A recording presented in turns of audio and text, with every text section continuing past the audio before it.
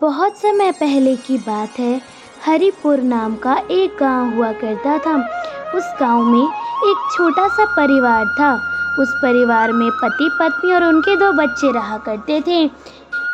बिरजू बहुत ही गरीब था। वह दिन भर काम करता तब जाके उसके पास थोड़े से पैसे आते थे। वह दिन भर मजदूरी कर कर उसे 700-800 रुपये मिलते थे दिहाड़ी पर। बिरजू हर रोज़ कंस्ट्रक्शन के पास काम करने जाता था। एक दिन वह काम करने गया, तभी वहाँ का मालिक उसे कहता है, बिरजू तू आज बहुत देरी से आया है, क्या बात है? काम करने की मर्जी नहीं है या पैसे भी नहीं चाहिए? वो मालिक, मुझे आज पैरों में थोड़ा दर्द था, इसलिए मैं आज मलहम लगा कर आया हूँ, इसलिए थोड़ी देरी हो गई। अब मैं काम करता हूँ। बिरजू चुपचाप काम करने लगता है। उसके भी दिन भर की मेहनत करने के बाद वह घर आ जाता था। घर में उसकी पत्नी होती है। पत्नी तुरंत बिरजू के घर आने के बाद रसोई घर जाती है। वहाँ से नींबू शरबत बनाकर ले आती है। नींबू शरबत से शायद थोड़ा आराम मिलता। ये लीजिए नींबू शरबत, पी लीजिए, इससे आपकी थकान भी दूर हो जाएगी और आपके गले की प्यास भी बुझ जाएगी। वैसे भी आप दिन भर काम कर कर आते हैं। क्या फायदा इस नींबू शरबत का? फ्रिज जैसा पानी तो होगा नहीं नींबू शरबत में। अब क्या करें, घड़े का पानी भी हमारे लिए फ्रिज का पानी है।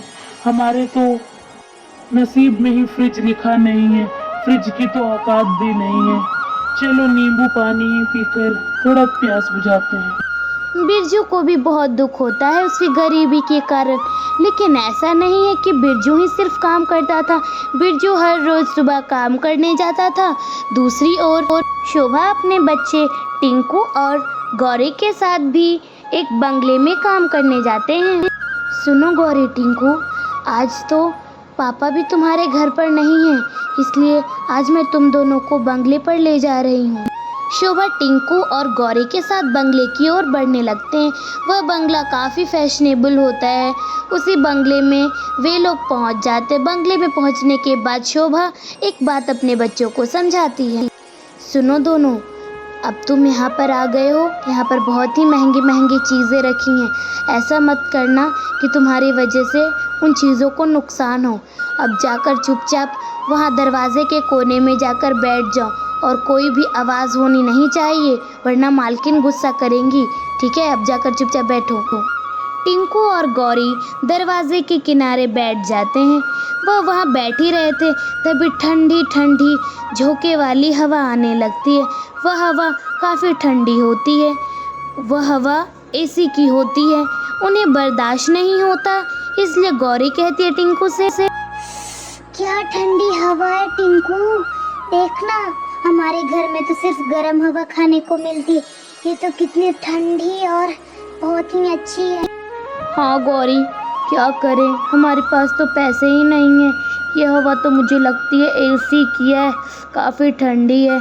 अब चुपचाप रह और चुपचाप चल हवा खाते हैं एसी की। टिंकू और गौरी चुपचाप दरवाजे के सामने बैठकर एसी की हवा खा रहे होते हैं। उन्हें बड़ा मज़ा आता है, लेकिन कुछ देर बाद वहाँ पे बंगले की मालकिन आ जाती है। वो उन्हें डांटने लगती हैं। अरे बाप रे, देखो तो भला, इन दोनों गरीब के बच्चे मेरे दरवाजे के सामने बैठे हैं। देखो तो, तुमने मेरी बिल्कुल महंगी दीवार गंदी कर दी, जिसे मैंने महंगे पेंट से रंगवाया था। चलो चलो उठो, जाओ यहाँ से। माफ़ कीजिएगा मालकिन, मुझे पता नहीं था कि आपकी दीवार गंदी हो गई। जी जी, हम लोग जाते हैं, माफ़ कीजिए हमें। टिंकू और गौरी जाने लगते हैं। बंगले की मालकिन हटकर उन्हें रास्ता देने लगती है। वे दोनों वहां से निकल जाते हैं। बंगले की मालकिन काफ़ी गुस्सैल होती है। शोभा काम करने के बाद अपने बच्चों के साथ घर आती है। वह देखती है कि बिरजू पहले से ही घर में होता है। आज बिरजू की जल्द ही छुट्टी हो गई थी, इसी वजह से सभी लोग आराम से बैठते हैं, पानी वगैरह पीते हैं। तभी टिंकू और गौरी के मन में एक ख्याल चल रहा होता है। उनके मन में एसी की बात चल रही होती है। गौरी को रहा नहीं गया और वह पूछती है, माँ बहुत गर्मी हो रही है ना अपने घर में, क्यों ना हम भी एक एसी ले लें जिसमें हम ठंडी ठंडी हवा खाएंगे और गांव वालों को भी बुलाएंगे। हाँ माँ हाँ, बहुत गर्मी हो रही है, एक एसी ले लेते हैं ना, बड़ा मजा आएगा। अरे बच्चों, ये कैसा शौक तुमने पाला है? तुम लोग जानते हो ना, एसी हमारी हैसियत की नहीं है, और एसी कितनी महंगी होती है, उसमें कितने सारे बिल आते हैं। मुझे पता है गौरी के पापा, ये टिंकू और गौरी ऐसी बातें क्यों कर रही हैं। बंगले पर गए थे ना, तो वहाँ पर एसी लगी होगी, एसी की ठंडी ठंडी हवा इन्हें लगने के कारण इन्हें ये भूत सवार हो गया है कि एसी ही लेना है।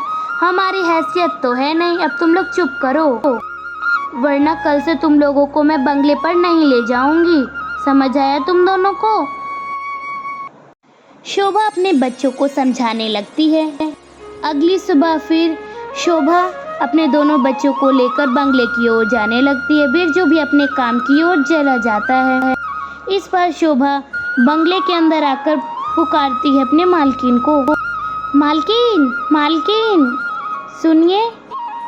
शोभा थोड़ी देर अपनी मालकिन को आवाज़ देती है। बहुत देर इंतज़ार करने के बावजूद मालकिन की आवाज़ नहीं आती है, क्योंकि मालकिन बाहर गई होती हैं। लगता है मालकिन कहीं बाहर गई थी। अरे हाँ, कल मालकिन ने मुझे बताया था कि वे लोग कल बाहर जाने वाले हैं, मैं तो भूल गई हूँ। हाँ, मालकिन बाहर गई है। सुनो बच्चों, मालकिन आज लगता घर पर नहीं है और मालिक भी नहीं है, तो ऐसा करो, कल जिस जगह पे तुम्हें मैंने बैठाया था वहीं पर जाके चुपचाप बैठ जाओ, कोई शरारत नहीं करनी, वरना मालकिन मुझे भी घर से बाहर निकालेंगे और तुम्हें भी। ठीक है, मैं जा रही हूँ काम करने के लिए। शोभा टिंकू और गौरी को अपनी सारी बातें समझाकर रसोई घर जाती है सब्जी बनाने के लिए।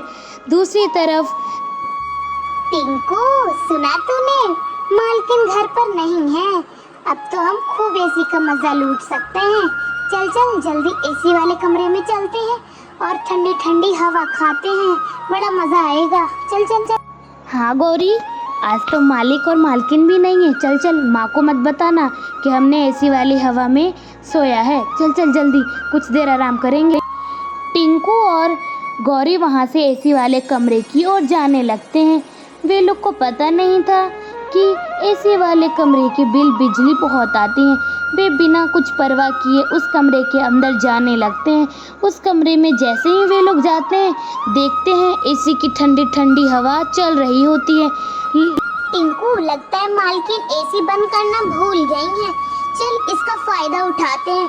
जब तक मालकिन नहीं आ रही है, हम दोनों यहीं बेड पर सो जाते हैं ठंडी ठंडी हवा में। चल चल जल्दी। टिंकू और गौरी चुपचाप जाकर ठंडी ठंडी एसी में जाकर सो जाते हैं। उन्हें बड़ा ही आराम महसूस हो रहा होता है। बड़ी मीठी नींद आती है उन लोगों को। वे लोग गहरी नींद में हो जाते हैं। वे बहुत ही अच्छे अच्छे सपने देखने लगते हैं। शोभा को भी लग रहा था कि वे दोनों दरवाजे पर बैठे हैं, शोभा काम कर रही होती है। तभी वहाँ पर मालकिन आ जाती है और चिल्लाती है, भिखारी जल्दी उठो मेरे बिस्तर से। बेशरम, तुम्हें शर्म नहीं आती है? किसी अमीर के घर के बेड पर तुम लोग सो रहे हो। उठो बदतमीज कहीं के, जल्दी उठो। बेहुदा लोग, मेरे बेड को इन्होंने गंदा कर दिया। गरीब कहीं के, तुम्हारी हैसियत भी है ऐसा एसी और ऐसा बिछावन किनने का? तुमने तो मेरे सारे पैसे ही खराब कर दिए। अब मैं अपनी बेडशीट को कितनी बार धोऊं? शोभा जल्दी आ। देख शोभा, तेरे बेटा और बेटी ने मेरे बेडरूम का क्या हाल बनाया है। देख कितनी महंगी बेडशीट को ख़राब कर दिए। ये सब तेरी और तेरी गरीबी की वजह से हुआ है। अब चल जा, मेरे घर से तू निकल जा। अब काम करने की कोई ज़रूरत नहीं। हैसियत तो है नहीं एसी खरीदने की। बड़े आएंगे लोग एसी में सोएंगे। मालकिन मुझे माफ़ कीजिए, मेरे बच्चे नादान हैं, उन्हें भी माफ़ कर दीजिए। अगली बार से ऐसी गलती नहीं होगी। चुपचाप रह, जितना कहा है उतना कर। मेरे घर से निकल जा, वरना धक्के मार कर तुझे भी निकालूंगी और तेरे इन सड़े लाडलों को भी। चल जल्दी जल्दी निकल। मालकिन बहुत ही गुस्से से उन तीनों को घर से बाहर निकाल देती है। शोभा अपने बच्चों के साथ घर पहुंचती है। घर पहुंचने के साथ साथ ही शोभा दोनों को डांटने लगती है। तुम लोगों को ज़रा भी शर्म नहीं आती कि दूसरों घरों में कैसे रहना। हमें तुम्हें यही संस्कार दिए कि तुम दूसरों के घरों में जाकर ऐसी हरकतें करो, बेशर्म कहीं के। ठीक है, मालकिन ने तुम्हारे साथ ऐसा किया। अरे अरे शोभा, क्या हुआ? क्यों बरस रही हो आते ही 7 बच्चों पर? क्या बिगाड़ा इन नन्हे बच्चों ने तुम्हारा? ये नन्हे बच्चे नहीं हैं, इन्होंने पता है क्या किया है? मालकिन के कमरे में जाकर चुपचाप एसी चलाकर उनके बेड पर सो गए थे। इसके वजह से मालकिन ने मुझे काम से निकाल दिया। बताइए। ओहो बच्चों, तुम लोग ने भी क्या कर दिया वैसा? अब बताओ, माँ की नौकरी चली गई ना, तुमने एसी तो कभी देखा नहीं है, तुमने ऐसा क्यों किया बताओ तो भला? अब माँ की नौकरी चली गई ना, वे लोग कहाँ अमीर और हम लोग कहाँ गरीब। शोभा जाने दो, बच्चे हैं अब कर भी क्या सकते हैं? हमारी गरीबी के कारण तो और हम लोग गरीब हो रहे हैं। वैसे भी इन लोगों का भी कसूर नहीं है, हम लोग इतने गरीब हैं ही कि इन्हें हम लोग अच्छे से पाल भी नहीं पा रहे हैं। क्या कर सकते हैं, भगवान की मर्जी। अब चलो शांत हो जाओ, गुस्सा छोड़ो। घर में शांति बनी होती है। एक बार शोभा बाजार की ओर जाती है, तभी बाजार में एक व्यक्ति आता है और कहता है, सुनो सुनो सुनो गाँव वासियों, हमारे गांव में हो रहा है खाना बनाने की प्रतियोगिता। जो इस खाना बनाने की प्रतियोगिता में पहला आएगा उसे 10 लाख रुपए, एक एसी मिलेगा। जो भी इस प्रतियोगिता में भाग लेना चाहता है वह चंदन के पास आकर नाम लिखवा ले। वो व्यक्ति ये बातें कहकर वहाँ से चला जाता है। शोभा को कुछ समझ नहीं आता, वह चुपचाप नाम लिखा लेती है और उस प्रतियोगिता में हिस्सा लेती है। वह उस प्रतियोगिता में बहुत ही टेस्टी छोले भटूरे बनाती है और उसे फर्स्ट प्राइज़ भी मिलता है। उस प्राइज़ से उसे 10 लाख रुपए और साथ साथ एसी भी मिलता है। एसी के घर में आ जाने की वजह से टिंकू और गौरी बहुत खुश होते हैं। अरे वाह, हमारे घर एसी आया। वाह वाह, क्या बात है, नाचो नाचो। एसी आया हमारे है, घर एसी आया है। दोनों बच्चों बहुत खुश होते हैं। अब चलो चलो खुशी, इतना नाचो मत, अब हमें एसी भी तो लगाना है, तभी तो ठंडी ठंडी हवा खाने को मिलेगी। अरे हाँ, मैं पास में एक मैकेनिक है, एसी मैकेनिक, मैं उन्हें बुलाकर लेकर आता हूँ, वह एसी को लगा देंगे, फिर हम ठंडी ठंडी हवा खाएंगे। बिरजू एसी मैकेनिक को बुलाता है। एसी मैकेनिक एसी को फिट कर कर उन्हें एसी चलाना बता देता है। चलिए भाई साहब, अब चलते हैं, अब घर में भी काम है, अब अपना एसी में आप मज़े उठाइए, ठीक है। एसी मैकेनिक एसी फिट कर कर वहाँ से चला जाता है। कुछ देर बाद बच्चे आते हैं। माँ, मैंने सारे गांव में बता दिया हमारे घर एसी आया है। अब चलो चलो, एसी आया है, मुझे तो बड़ी ठंडी ठंडी नींद आ रही है। हाँ हाँ चलो ना, अब एसी आया है तो एसी का तो मज़ा लूटना ही है हमें। अब इस ठंडी सी हवा में थोड़ी देर आराम करते हैं। बिरजू, टिंकू, गौरी और शोभा उस ठंडी एसी के हवा में सोने लगते हैं। बड़े आराम की नींद होती है। तो देखा आपने किस तरह आया गरीब के घर में AC. Thanks for watching and subscribe. धन्यवाद, बाय बाय।